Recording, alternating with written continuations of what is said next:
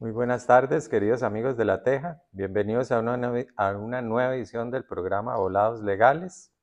Hoy nos acompaña el licenciado Joseph Rivera para hablar un tema bastante interesante y que seguramente a muchos de ustedes los ha afectado en algún momento. Recordarles antes de iniciar que nos pueden seguir por Facebook todos los jueves a partir de las 12:30 de la tarde y en YouTube a las 2 p.m. Bueno, para entrar en materia, Joseph,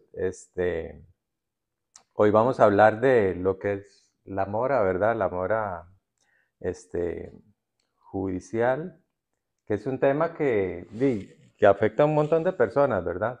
Las cifras estaba viendo, son bastante desalentadoras.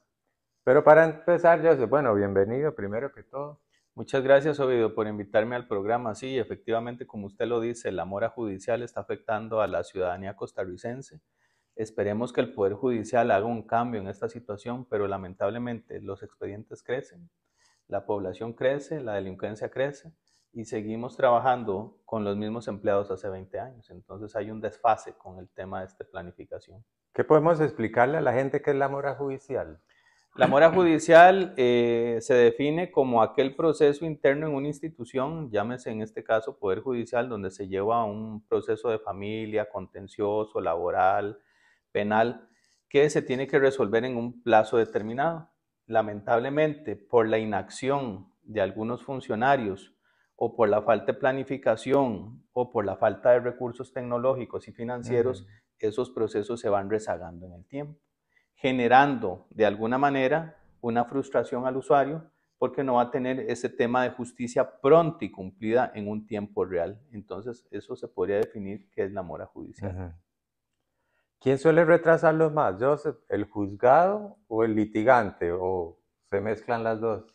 Bueno, generalmente este problema podríamos decir que un 70% son los despachos por la cantidad de Ujú, trabajo, la cantidad de expedientes, no hay personal, la mayoría del personal se incapacita por psiquiatría o problemas de salud física, pues ahí somos seres humanos, ujú. ¿verdad? Y la mayoría se puede enfermar, puede tener algún traspié de salud mental o físico.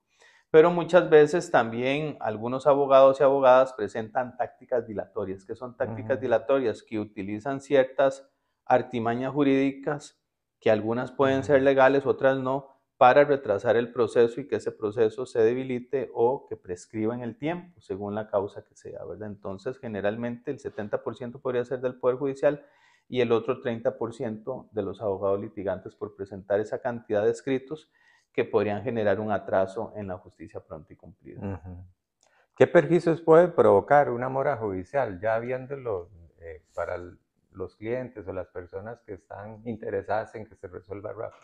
Por ejemplo, en materia penal, dependiendo la delincuencia que se haya dado, a veces hay plazos de prescripción de 3 años, otros hasta 10 años, ¿verdad? Que si no se resuelven en un tiempo oportuno, muchas veces los testigos pierden la noción de lo que ocurrió con el tema de la acción delictiva. En materia laboral también, ¿verdad? Muchas veces cuando se llega a un juicio por un tema de prestaciones laborales, ya la persona ya no recuerda cuándo fue que lo contrataron, cómo fue el despido, Ujú. si fue por acoso laboral, etc. Y así sucesivamente en todos los procesos. Entonces, con la reforma al Código Procesal Civil, hay un fenómeno que se está dando en vía judicial, que si el proceso pasa inactivo por 6 meses, podría archivarse. Y el problema es que si se archiva por la inacción Mm. del juzgado, puede traer el traspié de que la persona no pueda obtener ese derecho que tanto añoraba, según la situación que se haya dado, ¿verdad?, en las diferentes ramas del derecho, y podría generar un perjuicio económico a la víctima o a la parte actora o a las personas que están interviniendo en el proceso. Yo sí, ¿cómo hago yo para tratar de darle vuelta a la situación? ¿Cómo puedo agilizar desde, digamos, mi situación, Uh -huh. que evitar que la mora judicial se extienda tanto y tratar ¿se puede hacer algo?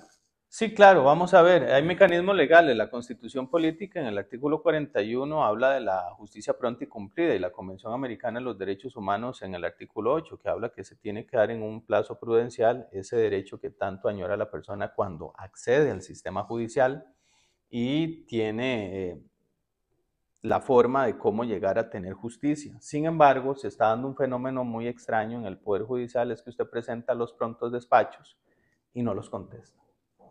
Entonces, si uno va a la inspección judicial, le abren una causa al funcionario judicial por retrasar el proceso, pero cuando son los jueces y los denuncian en la inspección judicial sale con el cuento de que como ellos tienen independencia judicial, que ellos no pueden ver ese tema de fondo, que si el juez cometió o no, ese tema de resolverlo rápido. Igual con los fiscales. No hay un órgano competente que diga vamos a fiscalizar a los jueces y vamos a fiscalizar a los fiscales. ¿Por qué? Porque recordemos que si uno presenta una denuncia en materia penal con un fiscal que tiene rezago un proceso o ese proceso va a prescribir, y lamentablemente cuando se presenta a la inspección fiscal, que es el órgano competente para conocer una denuncia con un fiscal, y ellos lamentablemente, como está el fiscal general, y el fiscal general es el que tiene que resolver, ¿verdad? O algunos fiscales adjuntos. Entonces no existe una unidad competente independiente, que no exista tanto poder concentrado para que determinen si este fiscal o fiscala o juez o jueza o defensor público o defensora pública cometió alguna falta leve o grave, ¿verdad? Entonces estamos fallando en ese tema. El Poder Judicial tiene esa falencia, igual en las demás ramas del derecho. Uno hace eso y ahí puede dormir el sueño de los justos. Y lo que dicen los magistrados hay que decirlo, porque me ha pasado en casos que he llevado en materia laboral. Está bien, justicia pronta y cumplida, pero primero en tiempo, primero en derecho, porque hay 300 expedientes adelante, entonces hay que resolver primero esos 300, usted está en el 301 se tiene que esperarse 3, 4, 5 años. A mí me duró una resolución en resolverse 4 años. Wow, es demasiado tiempo. Demasiado tiempo, sí. ¿Y cómo se puede mejorar la productividad de los jueces si ellos alegan que están saturados? Que por ejemplo estaba leyendo que algunos tienen 700 expedientes en espera. Sí, vamos a ver, Ovidio, todas las ramas del derecho del año 2018 para acá se han dado una serie de reformas para agilizar los procesos judiciales. El problema es que los magistrados y magistradas de la Corte Plena no fueron visionarios. ¿Qué gana usted con hacer una reforma para que un proceso judicial sea más expedito con los mismos empleados? Eso es una locura. Ellos tenían que haber pensado, si en el año 2015 había un circulante de 15,000 expedientes y estamos en el 2025, casi 15, 20, casi 10 años después, eso se duplicó. Entonces tenemos que contratar a un planificador para que nos diga, mire, este es el circulante, tenemos 10 personas, ocupamos la fuerza de 10 personas más para resolver la mora. Pero el Poder Judicial no quiere contratar más jueces, no quiere contratar más fiscales, no quiere contratar más defensores. Entonces esos defensores que empezaron, o jueces, con 700 expedientes, Ovidio, ahora llevan 1,500, 2,000 expedientes. Vea qué grave. Tengo una anécdota de una jueza de lo contencioso que me decía llorando, licenciado, vea, yo tengo 15 años de trabajar aquí. De esos 15 años, cuando tomo vacaciones, no hay nadie que me venga a sustituir. Entonces yo tengo en el expediente, lo tengo limpio y me voy. Y cuando regreso hay 500 expedientes. Sí, es demasiado. Y ya yo llego aquí, las cargas de trabajo, entro a las 7:30 de la mañana y salgo a las 10 de la noche. No veo a mi familia, no veo a mis hijos, no puedo compartir con mis seres queridos. Usted manda informes a la Corte Plena y la Corte Plena me dice, bueno, si no le gusta, chao. Entonces, eso no lo cuentan porque si lo cuentan, les abren una causa. Entonces uno es como el paño de lágrimas, ¿verdad? Y le digo yo, bueno, ¿qué puedo hacer yo, verdad? De seguir metiendo prontos despachos o decirle a la sala cuarta, mire, sala cuarta, resuelva. Sí. Y la sala dice, es que somos de los mismos, ¿verdad? Entonces ese poder hay que desconcentrarlo para que si existe esta figura en materia administrativa, que se llama desconcentración máxima, que cada despacho tenga una oficina de recursos humanos, que tenga un tema de planificación y que se vean ese tema de prescripciones y circulantes de los expedientes, sería otra cosa. Pero si usted le pide al Olmo peras, ¿usted cree que le va a dar peras al Olmo? Entonces, si nosotros se lo pedimos a los magistrados y magistradas, ¿qué van a decir? Es que nosotros no sabemos, o es una pura, perdóneme la expresión que voy a utilizar, un discurso político añejo y no resuelven. La solución es muy fácil. Contrate planificadores, agarre la estructura organizacional del Poder Judicial y póngalo en cintura. Pero lamentablemente hay unos intereses subterfugios que lo que quieren es que la justicia esté entrabada y que no avance. ¿El cobro judicial es el caso más común en mora judicial? Por supuesto, hay un 60% de mora judicial. Por ejemplo, usted presenta un proceso de cobro video y duran en darle traslado a la demanda un año. Para tener usted una sentencia o un proceso efectivo, otro año más.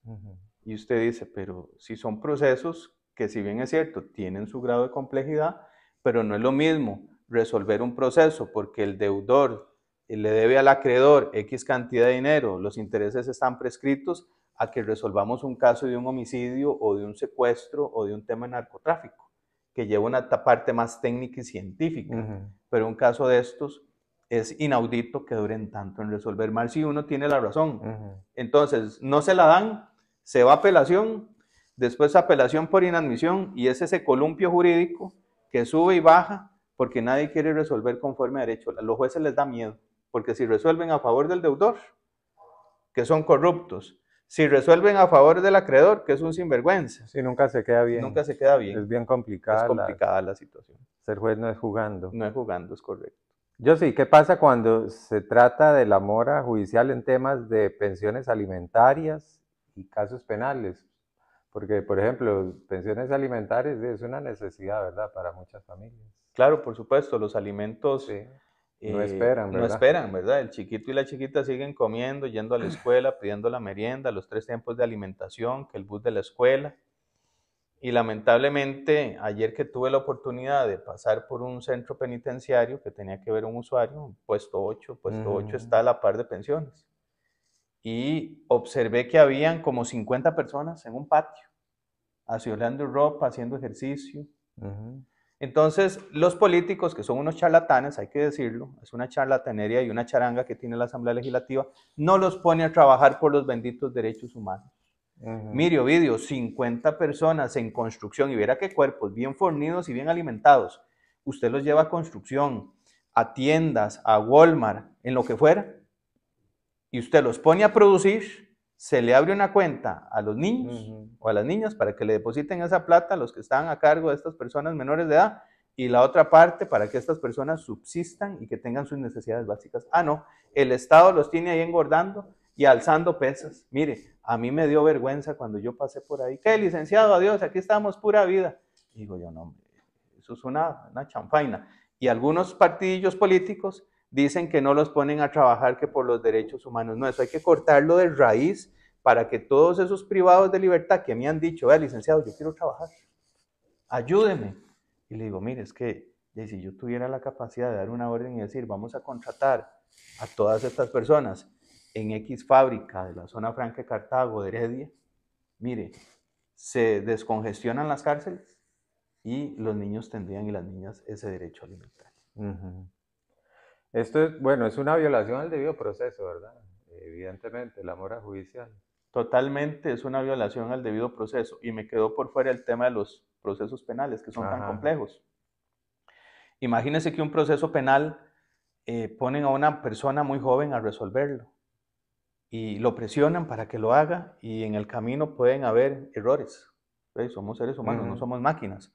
Entonces no hay una empatía, y esas cargas de trabajo, expedientes de 10, 15, 20, 35 tomos, ¿usted cree que una sola persona lo puede resolver? Sí, muy difícil. Muy difícil. Entonces prescriben, se caen las investigaciones. ¿Por qué?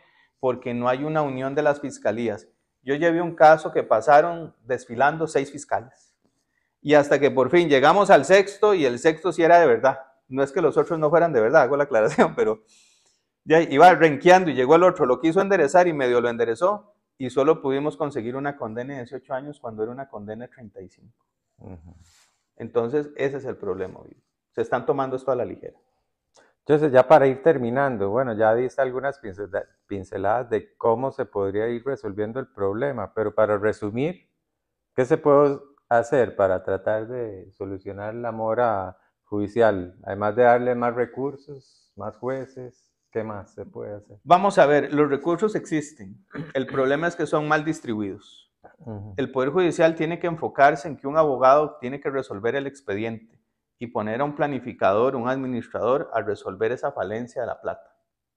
Por ejemplo, me acuerdo una vez unos muchachos graduados de la UCR de Administración Pública, los cargaban de trabajo en la medicatura forense porque ellos tienen que comprar todos los insumos para los médicos forenses.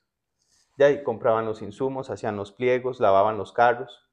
En vez de 2 personas, ocupamos 10 personas para que salgamos con el trabajo. Pero en vez de estar duplicando plazas y estar nombrando amiguitos o amiguitas en esas plazas, es mejor que vengan las personas idóneas, que participen en los concursos, que sean transparentes para resolver la necesidad, porque los recursos están mal administrados. Ocupamos ejecutarlos de la forma más idónea y que la plata llegue a los departamentos que más se ocupan. Esa es la solución al problema. Pero mientras esto siga y tengamos a una cúpula judicial que da ideas del siglo pasado y que no traigan personas jóvenes con nuevas ideas y que sean personas responsables y preparados en la materia y que simplifiquen todos estos trámites, vamos a seguir igual. El AMPA nos va a seguir atacando y el Poder Judicial va a seguir con las mismas insumos y herramientas de hace 30 años. Perfecto. Agradecerle, José, una vez más su gentileza acompañarnos y instruirnos en estos temas, sobre todo en este que afecta a muchas personas, ¿verdad? Y los perjudica enormemente. A ustedes darles las gracias por su sintonía, acompañarnos una vez más en una edición de Volados Legales y nos seguimos viendo próximamente. Que Dios los bendiga. Gracias, hasta luego.